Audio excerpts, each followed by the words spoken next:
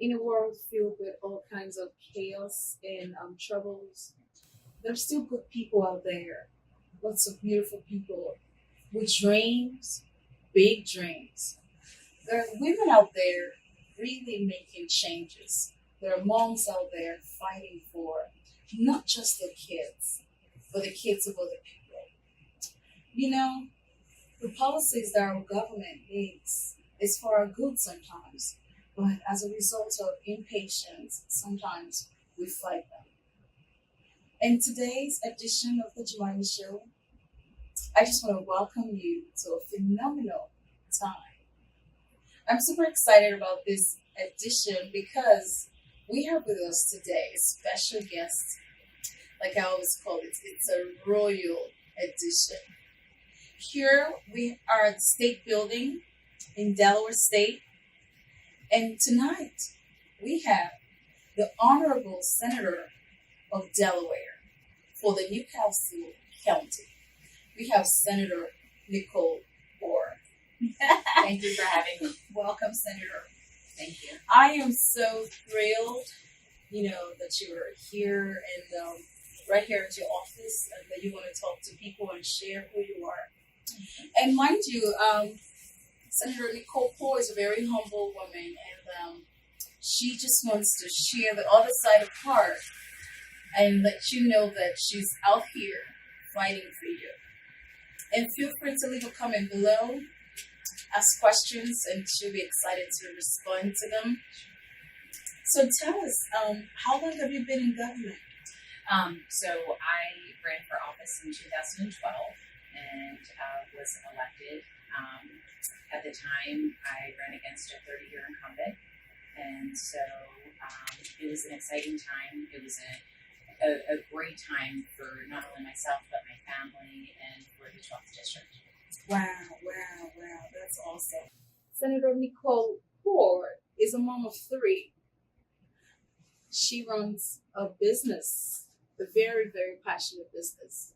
And the business is not just about her, it's about other people's children, getting people out of the streets, children going through addiction. She's very passionate about helping them get through it and find purpose. I find that very interesting, Senator, that with you being cumbered with so many worries, that you are so passionate about other people's kids. So why are you passionate about helping other people's kids? And tell me about this thing that you do. So I am the president of an organization called Jobs for Delaware Graduates that's been in existence since 1978, so almost 40 years.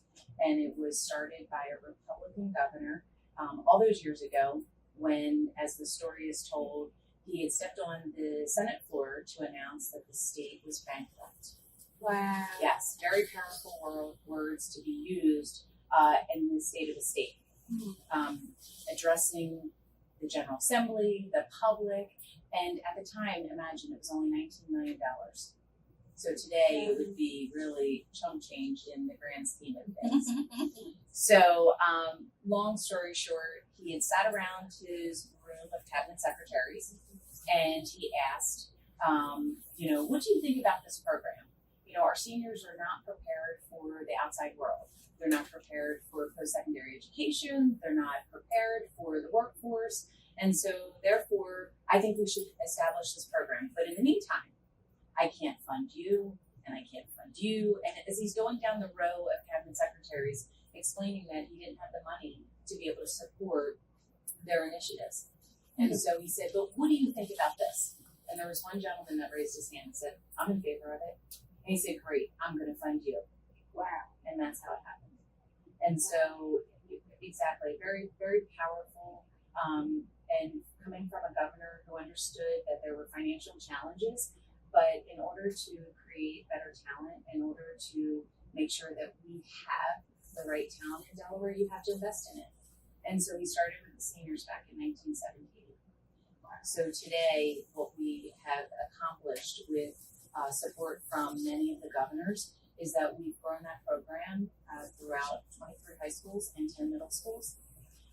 And so the focus is that we are teaching the fundamentals of the things that they need to not only get a a job, but also a career, and also help them, whether it's in post-secondary education, whether they join our military or they go out into the workforce. That's incredible. That's It is. amazing. It is. Yes. It is. You know what? Our students are outstanding, but not without challenges. But even as adults, we're not without challenges, right? Yes, absolutely, absolutely. I'm very impressed with what you're sharing.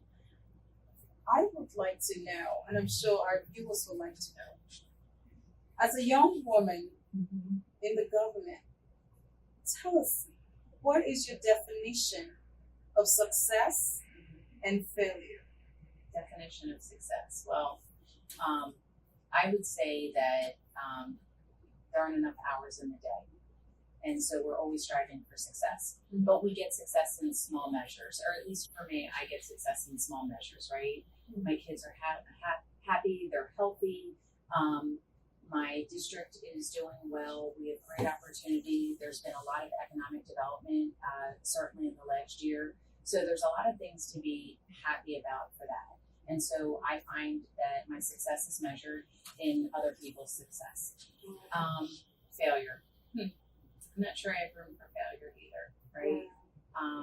I think, again, not without challenges. I said to you earlier today, wow, could I reverse the day? I'd like to start over, because, my job starts at, honestly, the crack of dawn, having 3 children, one with special needs. Special needs. Yeah, my oldest has cerebral palsy. Wow. So, yes. So it's a different life. That's a blessing, though. Oh, absolutely. I mean, absolutely. I feel that's a special blessing. Look at you. See where God has helped you to get in life, and you've been out here fighting for other people's kids. Sure. You are a heroine, and I'm sure your kids are proud of you. And I would like you to know that for me, I just think, Jemima, I think that every failure is a motivation. Yes. Yeah. Because it can never be a success without a failure. Yeah, absolutely. So it just depends on how we see failures. But for me, I think you're a great inspiration to young people like me. Because like I shared with you, I love to see young senators like you fighting for the people and being a woman that inspires me a lot. And I'm sure a lot of you women out there, you have written yourself out and you just think that, these positions are for just men or for aggressive people. No, just look at her. She is a bowl of inspiration, gentle, calm, and she's out here fighting for you, fighting for other children out there. So what makes you a champion? What makes me a champion? When we first had my son, which obviously 20 years ago, and we were given the news, devastating news, that he had a traumatic brain injury, and so we had to spend the next year just watching to see if he could reach milestones. It was challenging. My husband and I, we'd been married since we were 21, turning 22. We didn't have Nicholas till we were 28, so that was not by choice. So, God blasted people who make plans. And I had a lot of plans back at 21 and 22 and 23. And so those goals seemed to get further and further away as time went on. So, we had Nicholas, and so the choice was fight or flight. And I don't think either my husband or I are the flight type of people. And so every day was a different day. It's incredible. It is. So, but lucky for us, right? Fertility cures infertility. So we were successful enough to have a baby 13 months later. Wow. Yep. And so our daughter's 19. So nothing like having a set of Irish twins in the house. One sleeps, one doesn't sleep, and and still working, right? What I found for our well-being is that I had to be a contributor in our household as well. That made us stronger. It made us stronger not just only as a couple, but financially. And it allowed us to to be able to keep our partnership going. So It's powerful. That is powerful. it really is. Back at the time when we had Nicholas, the conversation was I would stay at home, and what I learned is that I couldn't fix what was broken, and that's okay, right? So internally, you would say, is that a failure? Well, I don't know if that's a failure. I didn't take it as a failure. What I took it as is a challenge. And so the challenge was, how do I keep my family together? And how do I make sure that Nicholas has the best life that he deserves? And now we've introduced another child. And how do I find that my heart's big enough to love 2 children at one time? And I can't imagine that many moms adding that second baby don't ask those same questions. Is my heart big enough, right? And so you find that your heart is so big, and you can do anything. And so, life. I don't see life. I see life having challenges, but our goal is to figure out how to get around those challenges. Not every day is great, but you know what? It's rewarding. Wow, I'm really, really impressed with your story.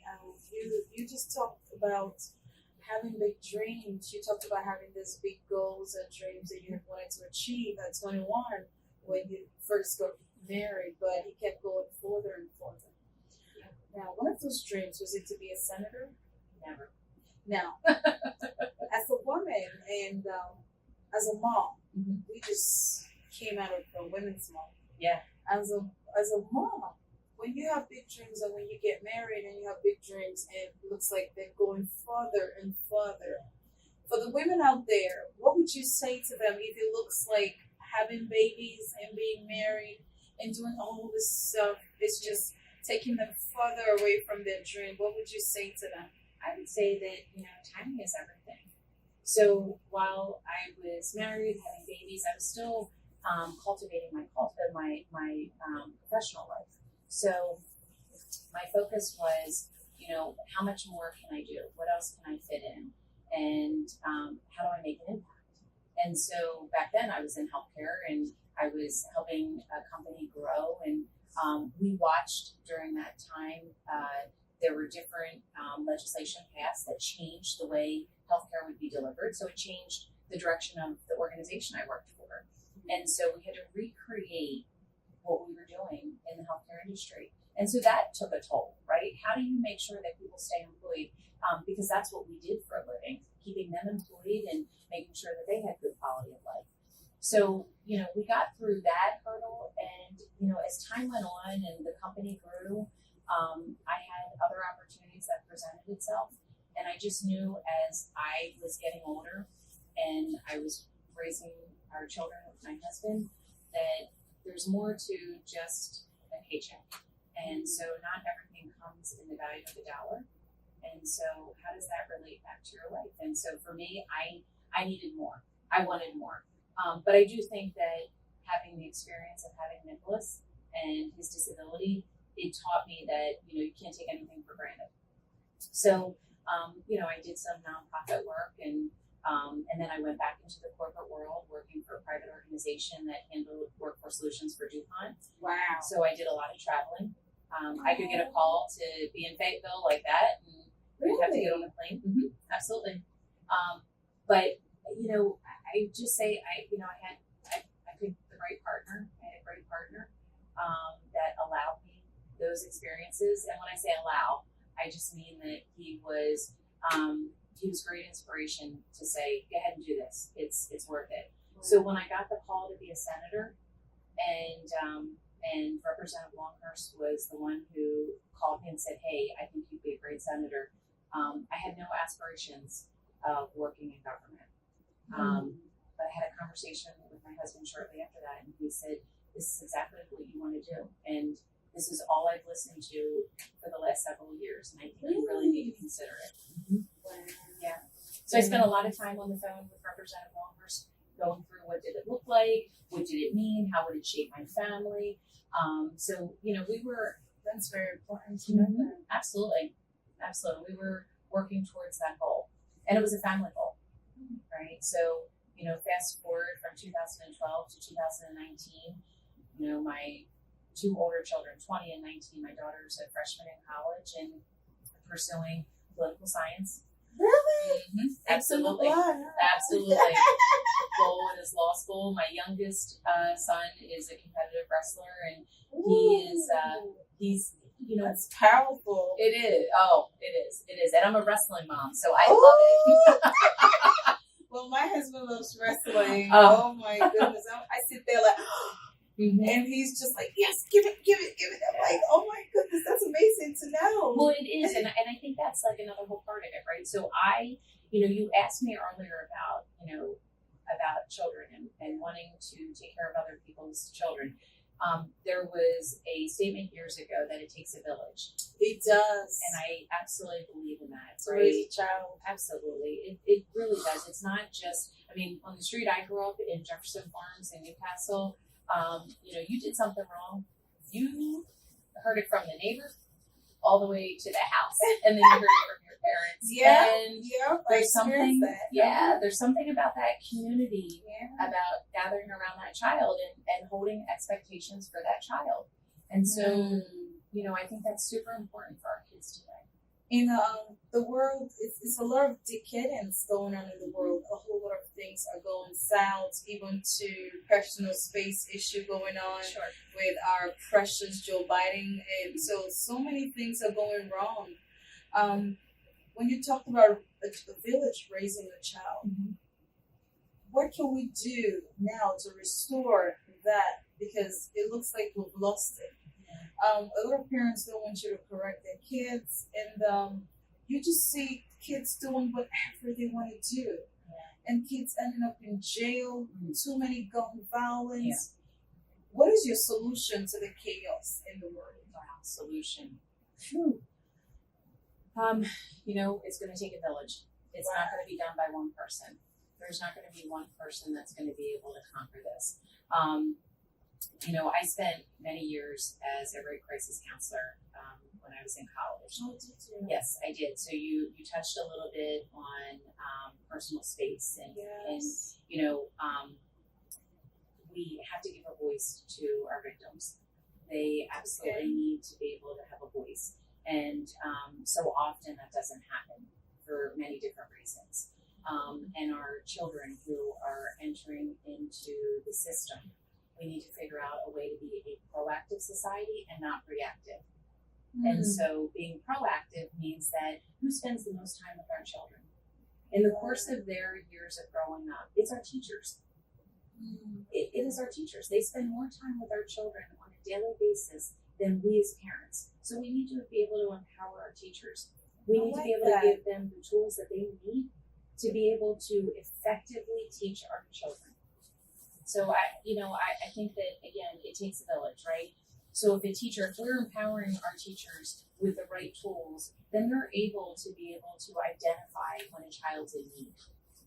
If a child's coming to school that, has not eaten the night before, then we need to be able to make sure that they get the nutrition that they need. You can't teach a child how to learn if they're not filled mind, body, and soul, right? That's absolutely wow. Well, we are going to take a quick break to see what our sponsors have for us. Stay tuned. We'll be right back. Hi, I'm Jemima, and I'm here to inspire. In every show, we discuss trending matters, lifestyle, culture, leadership, education, and lots more. And I look forward to meeting you. As we engage business leaders, social entrepreneurs, academic professionals, proactive youths, join me on the show every Friday.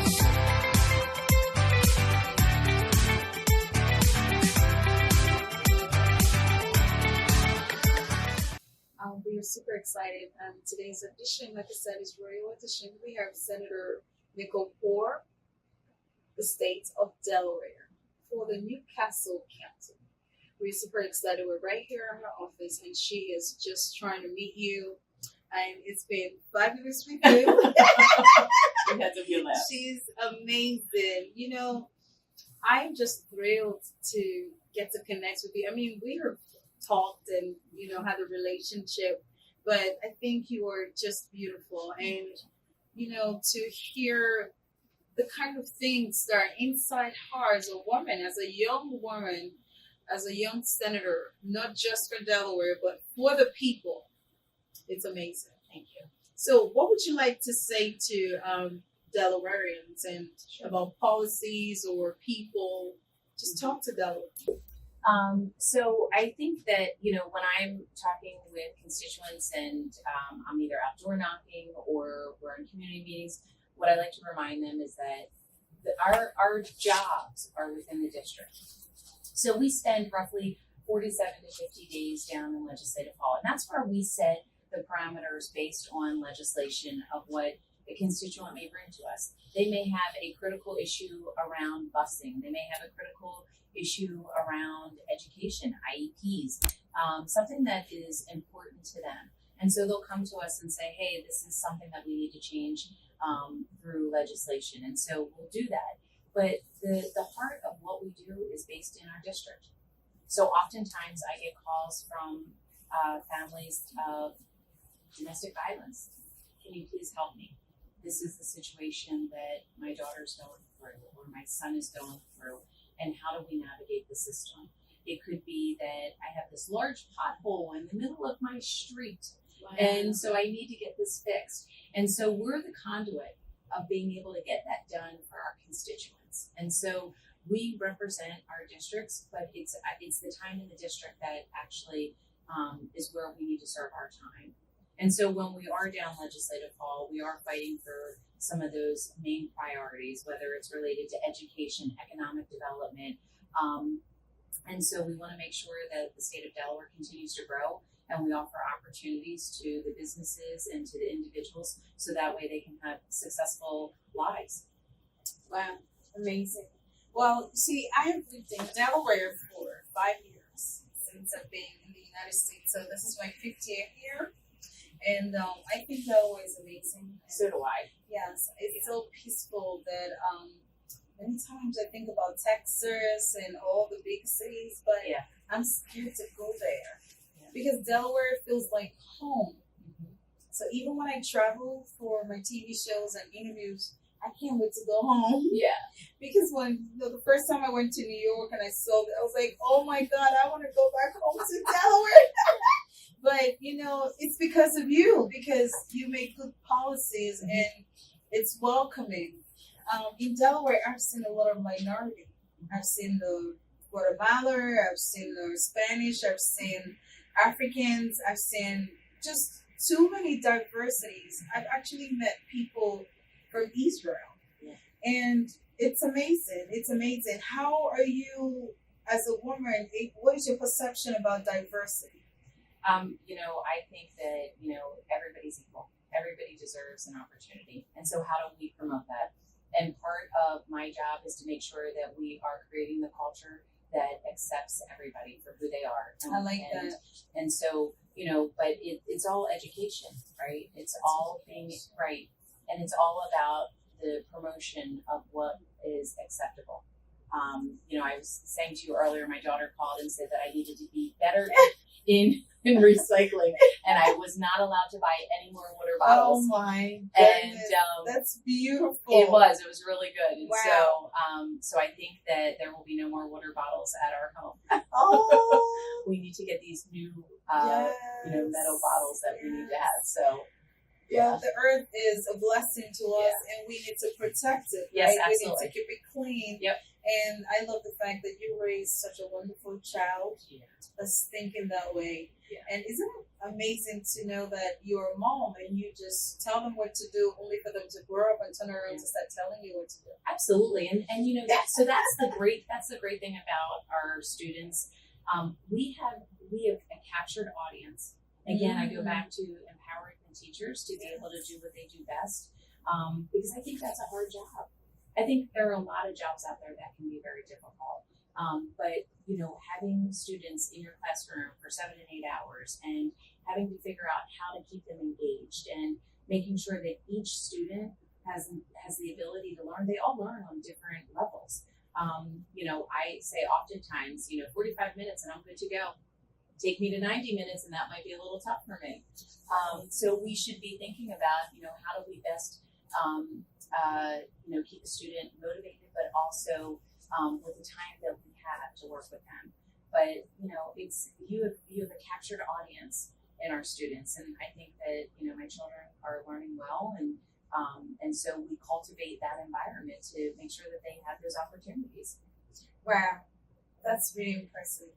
Wow, you have met the Senator of Delaware. Here she is, Senator Nicole Poore, and this is the other side of politics that I like to share with you. And you got to meet her, got to meet her humble self about family. She's more about family, more about intimate relationships, connections. I'm just super impressed. I think you're living from my point of view, you are living your best life. But I'm sure you have regrets and some mistakes that you have made. And I know when we were talking earlier, you had mentioned not to really focus on the mistakes and to look into the future, what the future has. And I'm a firm believer of that. So if you were to turn back the hands of time, what would you change in your life? What would I change in my life? Well, most people are often surprised when I tell them that my degree is in criminal justice. And as I should be a lawyer. well, as I was getting my degree, I did nails, right? Wow. So my dad, when I had professed to the family I wanted to be a state trooper. Yeah, my dad said, I think you're going to go to nail school. And so he did. My senior year in high school, he made me go get a trade. And so he sent me to nail school. And so, but I was continuing to pursue my degree, and I'm doing nails. And I just, so if I think I still go back and I think to myself, the opportunities. I left college from graduating. I went into healthcare, and so related to helping people. And then I went into the nonprofit world related to helping people. And so it's all circled back in the fact that I had the opportunity to become the state senator in the 12th district.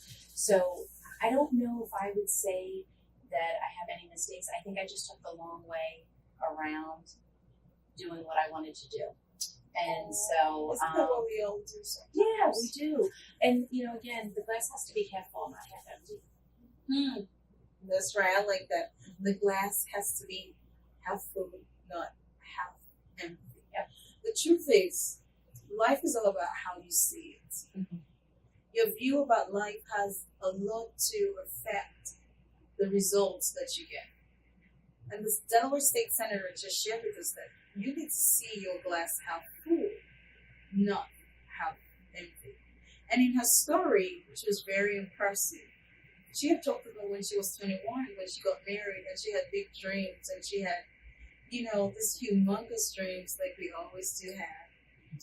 And at some point, when the babies began to come, and life began to get in the way, it looks like those dreams were going farther and farther away from her.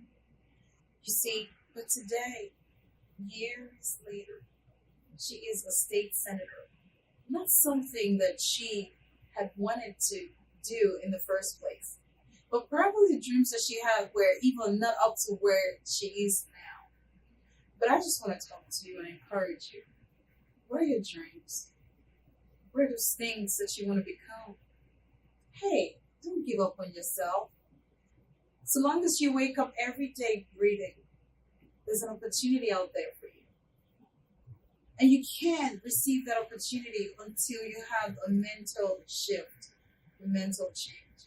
You see, a lot of people out there think that poverty is as a result of physical lack. But I think that poverty is first of all, is a mental condition. It's of impoverished knowledge, wisdom, and information. And if you don't see poverty as a mental condition, then you will not be able to operate in that realm of discovering things that will help you. Because everything that you need is right inside you already. And God always surrounds you with the right people. But you just have to change your mindset of seeing the glass half empty, but see it half full. So with that being said, I'd like us to conclude this session with an advice from the senator. What will be your advice to young people like me and young people out there, women out there, and men all over the world, that want to get to where you are, not just as a senator, but to be successful, to be a champion, to live again, to dream again? What would be your advice? You just can't give up. I mean, I would say to stay focused on your path, and that not every path will lead you directly to where you're supposed to be. Wow. So sometimes there's a few exits, and you have to take those exits to know how to get back on again. And I think that in life, it's all about timing. It's all So about time. who I was at 20 is not who I was at 30, and who I am not at 40-ish. You're so pretty. So, beautiful.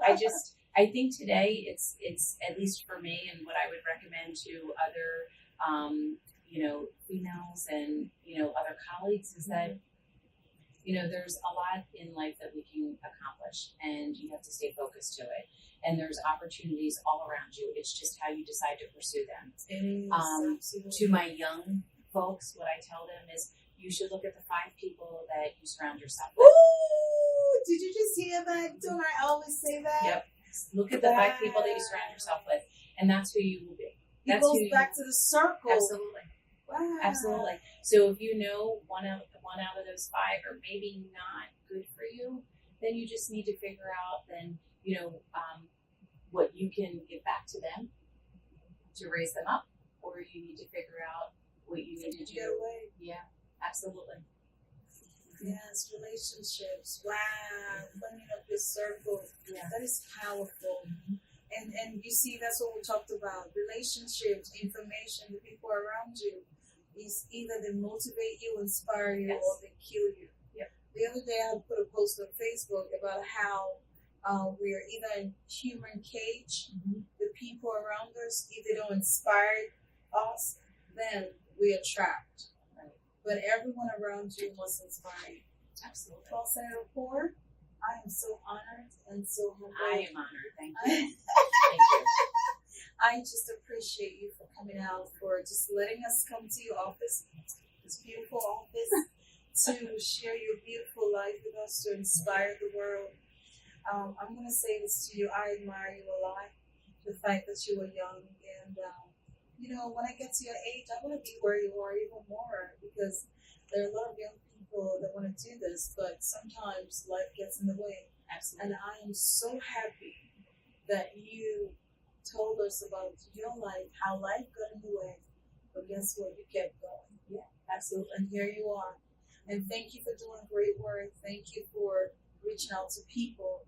So what would be your message to Delaware people? My message to Delaware people is that, we are normal, typical people. So you'll see me in Lowe's, probably in running gear. My hair might be up in a bun. I might be replacing a blind at the house. I'm definitely putting laundry away. So all of those things don't change just because we have a title of a senator, but we're everyday people.